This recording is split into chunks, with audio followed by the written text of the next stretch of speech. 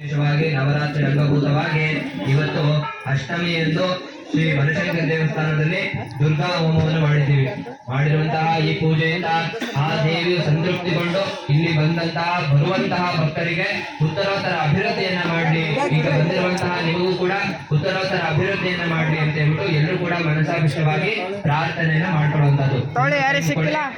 ಎಲ್ಲರೂ ಹೇಳಿ, ಭಗವತಿಯ ನಿಯಮಗಳಾದ ಸ್ವರೂಪ ಸ್ಥಿತಿ ಪ್ರವೃತ್ತಿಗಳೇ ವಿಶೇಷವು ಆತೆ ಸರ್ವಾತ್ಮೆ ಚೈತನ್ಯ ರೂಪಿ ದೇಹ ಇಂದ್ರಿಯ ಅಂತಃಕರಣಗಳೆಲ್ಲ ಅವಳ ಅಧೀನ ಅವಳಿಂದಲೇ ಕಲ್ಯಾಣ ಅವಳಿಂದಲೇ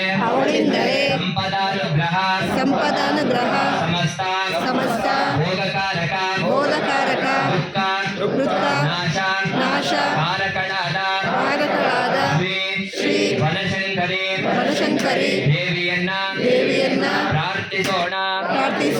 ನಮಗೋ ಹಾಗೂ ನಮ್ಮ ಕುಟುಂಬದ ವರ್ಗದವರಿಗೆ ಆಯುಷ್ಯವನ್ನ ಕೊಟ್ಟು ಆರೋಗ್ಯವನ್ನ ಕೊಟ್ಟು ಎಲ್ಲದಕ್ಕೂ ಮಿಗಿಲಾದ ನಮ್ಮೆಲ್ಲರ ಮನಸ್ಸಿಗೆ ನೆಮ್ಮದಿಯನ್ನ ಕೊಟ್ಟು ಕಾಪಾಡು ಎಂದು ಈ ಹವಿಸ್ಸನ್ನ ನಿನಗೆ ಅರ್ಪಣೆ ಮಾಡುತ್ತಿದ್ದೇವೆ.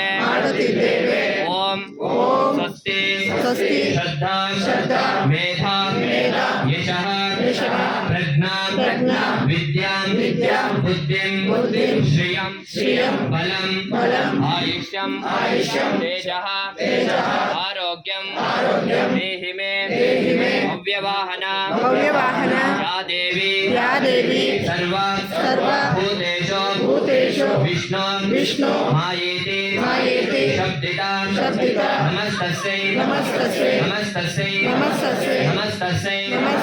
ನಮೋ ನಮಃ ಯಾ ದೇವಿ ಸರ್ವ ಭೂತೇಷು ಶಕ್ತಿ ರೂಪೇಣ ಸಂಸ್ಥಿತಾ ನಮಸ್ತಸ್ಯೈ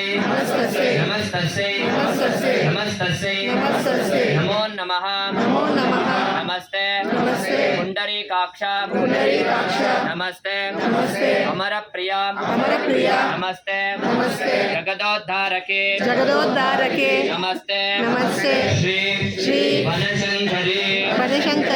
ಎಲ್ಲರೂ ಕೂಡ ಮನಸ್ಸಲ್ಲಿ ಪ್ರಾರ್ಥನೆ ಮಾಡಿಕೊಂಡು ತಮ್ಮ ಇಷ್ಟಾರ್ಥಗಳೇನಿದ್ರು ಕೂಡ ಎಲ್ಲವನ್ನು ಪ್ರಾರ್ಥನೆ ಮಾಡಿಕೊಂಡು ನೋಡಿ, ದೂರದಿಂದ ಹಾಕ್ಬೇಡಿ, ಹತ್ರ ಬಂದ್ಬಿಟ್ಟು ಹೋಮದ ಕುಂಡ ಒಳಗೆ ಹಾಕ್ಬೇಕು, ಆಯ್ತಾ? ಹತ್ರ ಬಂದು ಹಾಕಿ. ಓಂ ಸ್ವಸ್ತಿ ಪ್ರಜಾಭ್ಯಾಂ ಪರಿಪಾಲಯಂತ ನ್ಯಾಯೇನ ಮಾರ್ಗೇಣ ಮಹೇಶ